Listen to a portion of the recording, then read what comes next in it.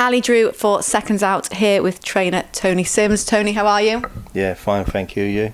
I'm good, thank you. So obviously we're in the bubble now. It's fight week for Felix Cash. Just talk to me about sort of how he is in the bubble and what you're expecting from this weekend. Yeah, we only arrived yesterday, but he's in great shape and mentally he's ready to go. There's only a couple of more days and then he'll be in there. So yeah, looking forward to it. And how's his preparations and camp been for this fight? Well, he started training in January. Obviously, we never had a date then, but we knew he was going to go to purse bids, and so we started training early January. And he's, he's had a great camp, and as I say, it's round the corner now, the fight. And it's a big fight, British and Commonwealth titles at stake. There's a bit of animosity between the guys. What kind of fight are you expecting from this weekend? I think the media are making it a bit of animosity, but I don't think there's that much really. They both respect each other as fighters. They're both unbeaten in the middleweight division. I mean, the middleweight division in Britain ain't that strong at the minute. You know, as past middleweight divisions have been, it's been like you looked at the top 10 and in the past, you know, and there was all good fighters, but there's just maybe a handful of really good fighters in the division, and Felix Cash and Denzel Bentley are in the top 2 or the top 3 out of the division. And obviously you must have studied Bentley a bit. What do you make of him as a fighter?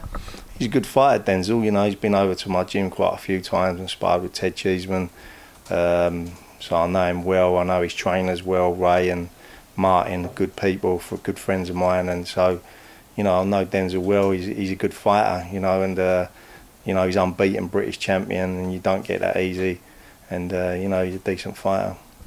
So after this fight, if Felix gets the win, what then are you wanting him to sort of move on to? What level and how quickly are you wanting him to step up? Well, the next step after the British, he's got the Commonwealth already. It would be the European route, and we had the choice of fighting a voluntary for the European title or taking the British title against Denzel, and we chose to do the British title, but obviously the European title will still be in Felix's sights, and I prefer to go that route really, that you clear the domestic scene up and then go on to the European scene, and so you don't want to jump too far in front of yourself. If you ain't done the domestic, it's not worth jumping into European yet, but that's the route that I like my fighters to go, like traditional route, and with winning the European title, I think it gives you a good,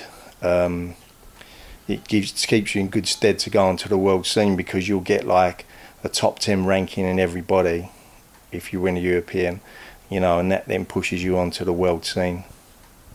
And how active are you wanting Felix to be this year? Obviously it's still in COVID times, so it's hard, but you wanting him to be quite active and get those fights soon? Yeah, sure. We get this, do one fight at a time. Obviously he's got a good fighter in front of him in Denzel, so he needs to get the job done. But obviously I think that all the fighters obviously need to start getting busy now. We're coming to the end of COVID, and hopefully like next month you start seeing crowds into the arenas, and and that'll push on more with the promoters of making fights on a weekly basis rather than where they've had to do them at the moment. I mean, you've got to give credit to the promoters out there. They've been battling through this, giving fighters what they can, and it's been difficult because obviously without fans there's not a lot of money to go around, but they've tried their best in trying to keep everyone busy, and I think you'll see if Felix wins on Saturday night, I think you'll probably see him back out in the summertime again, July, August. What have you made of the sort of behind the closed doors shows? As a trainer, being in the corner, have you actually found it easier? Because I presume you can get instructions across easier because there's no background noise.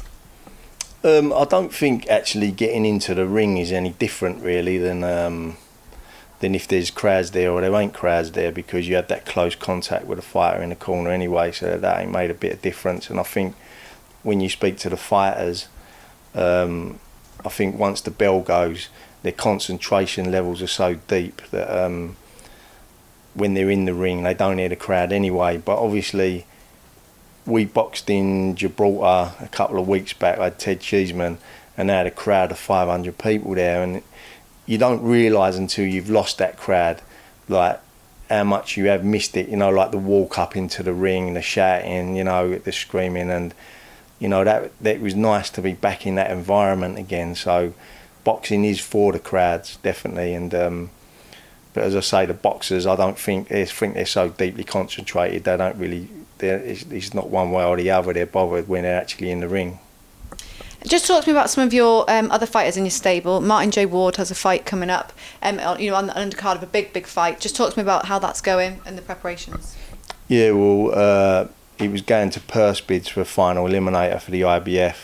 Martin J. Ward versus Azinga Fuzeli from South Africa, but Eddie Earns made the deal before it went to purse bid, and he's landed on the Devin Haney Linares bill on May the 28th in Mandalay Bay. So it's a big opportunity for Martin. Not only is it a final eliminator, but it's an opportunity for Martin to go in front of the US crowd, which, you know, every fighter wants to do, and obviously fight in Vegas, which every fighter wants to do, and it'd be a good experience for him. I mean, Fuzeli's a tricky customer. He's a good fighter, actually. I watched him against Rakimov, and that was, funny enough, that was a final eliminator as well. And I mean, he was clearly beating Rakimov over the 8 rounds until he got caught with one shot, and that was it. But beforehand, he was winning nearly every round. So when you watch Rakimov against Jojo Diaz when they had the draw, you know, that was an even fight. So this kid's a tricky customer. He's a southpaw.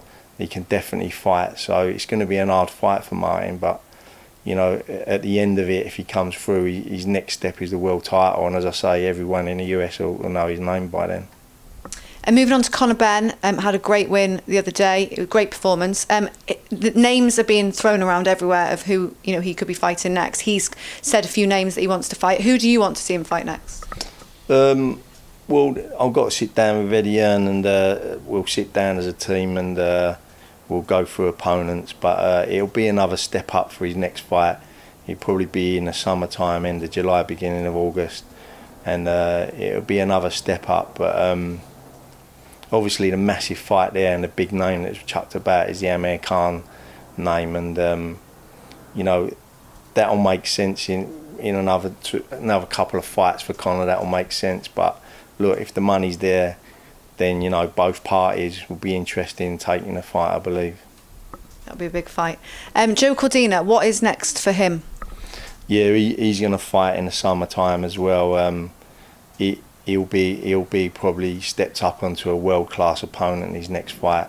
Still got to sit down with Eddie Earn and discuss opponents, but Eddie did say to me it'll be like a big step up for Joe to get him into world level now, and you know, that will be his next fight, and within the next 2 to 3 fights he should be fighting for the world title. So that's the route that we're going to go.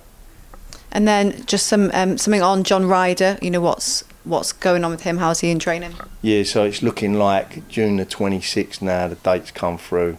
It hasn't been confirmed 100%, but Eddie was telling me it looks like he's done the deal with PBC, and the fight will be out in the States against David Morrell for the WBA regular world title. And so John's back in camp now, back training. So it looks like his date's going to be confirmed within the next week or 2. And before we finish, I just want to have your thoughts on the AJ Fury fight. Obviously, you've worked with both guys. There's a lot of talk about location, dates. We still don't really know. But what's your sort of thoughts on that fight and how you think it will go? Well, obviously it hasn't been confirmed yet, but I believe it will do eventually. I mean, you know, everyone's been talking about that fight for a long time, and you know, in my eyes, it's a 50-50 fight. You've got the likes of Tyson Fury. He's a very skilled fighter, naturally gifted. You know, you see the 2 fights against Wilder and the different changing styles that he's able to adapt. We've seen him fight southpaw completely for one fight, a whole fight. So he's a very clever fighter. And then you've got Joshua, who's obviously a natural athlete. He can box a bit, fight a bit. So, you know, it's the fight that everyone wants to see. And lucky enough for us, it's 2 Britons fighting each other, which is like not really ever been known. I mean, you can go back to Lennox Lewis and Frank Bruno, but this fight's obviously a lot bigger than that. It's unifying the titles, and you know, and they're both great fighters, and like me as a fan, you know, like everybody else, looking forward to watching the fight take place. Hopefully it happens and soon. Tony, thank you very much, and good luck for Saturday.